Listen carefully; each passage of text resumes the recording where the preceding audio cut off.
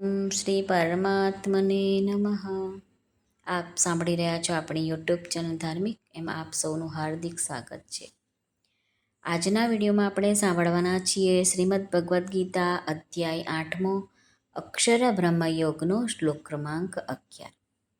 આપણે આ શૃંખલામાં રોજ એક શ્લોકનું વર્ણન થાય છે.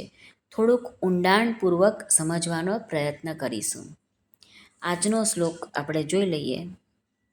શ્રી ભગવાનુવાચ યદક્ષરં વેદવિદો વદન્તિ વિશન્તિ યદ્યતયો વીતરાગાઃ યદિચ્છન્તો બ્રહ્મચર્યૈ ચરન્તિ તત્તે પદં સંગ્रहेण પ્રવક્ષ્યે. આ શ્લોકમાં આવતા સંસ્કૃત શબ્દોના ગુજરાતી અર્થ જોઈએ. વેદવિદઃ એટલે કે વેદને જાણનાર વિદ્વાનો. યત એટલે જે પરમ પદને. અક્ષરમ એટલે અવિનાશી. વીતરાગા વીતરાગ. યત એટલે જેને. વિશંતિ પ્રાપ્ત કરે છે. યત જેની પ્રાપ્તિની. ઈચ્છંત ઈચ્છા કરતા રહીને. બ્રહ્મચર્યમ એટલે બ્રહ્મચર્યનું. ચરંતી પાલન કરે છે. તત તે. સંગ્रहेણ સંક્ષેપમાં પ્રવક્ષ્યે કહીશ. આનું ગુજરાતી ભાષાંતર જોઈએ તો શ્રી ભગવાન અર્જુનને કહે છે, વેદ વેદતાઓ જેને અક્ષર અવિનાશી કહે છે, રાગ રહિત મહાત્માઓ જેમાં પ્રવેશ કરે છે, અને જે પરમપદને ઈચ્છનારા બ્રહ્મચર્ય પાળે છે, તે પદ વિશે હવે હું તને ટૂંકમાં કહું છું.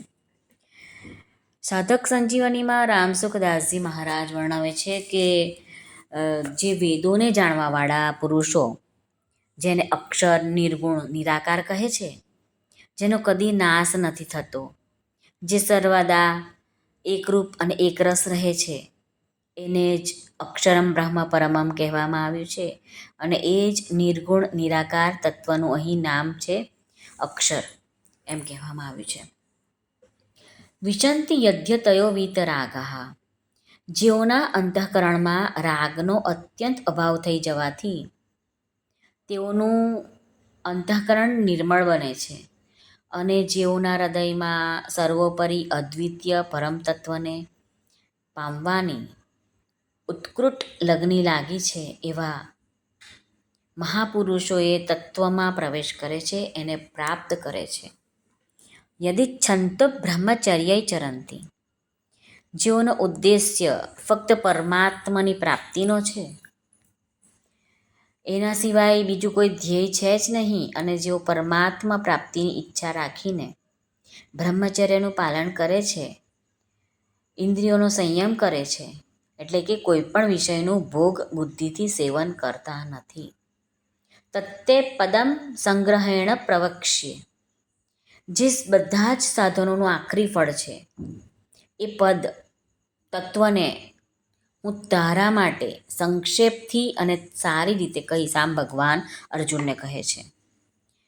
ભગવાને કહ્યું છે કે જે આ પરમપદ છે તે બધી જ વ્યક્તિ તેને પ્રાપ્ત નથી કરી શકતી, તો એ પદ કેવી રીતે પ્રાપ્ત થાય?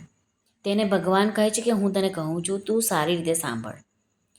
કે બ્રહ્મની ઉપાસના કરવાવાળા જે રીતે એ બ્રહ્મને પ્રાપ્ત થઈ જાય છે, તેને ભગવાન સારી રીતે કહીશ, એમ કહે છે. અર્જુન ક્ષત્રિય હતા અને તેઓ પોતાના યુદ્ધરૂપી કર્તવ્યને છોડવા માંગતા હતા. તેથી ભગવાને તેમને પોતાના કર્તવ્યનું પાલન કરવાના ઉદ્દેશ્યથી વર્ણ ધર્મનું વર્ણન કર્યું. યુદ્ધ કરવું વર્ણ ધર્મ છે, આશ્રમ ધર્મ નથી. આ શ્લોકમાં ચારેય આશ્રમોનું ગૌણ રીતે વર્ણન કરવામાં આવ્યું છે.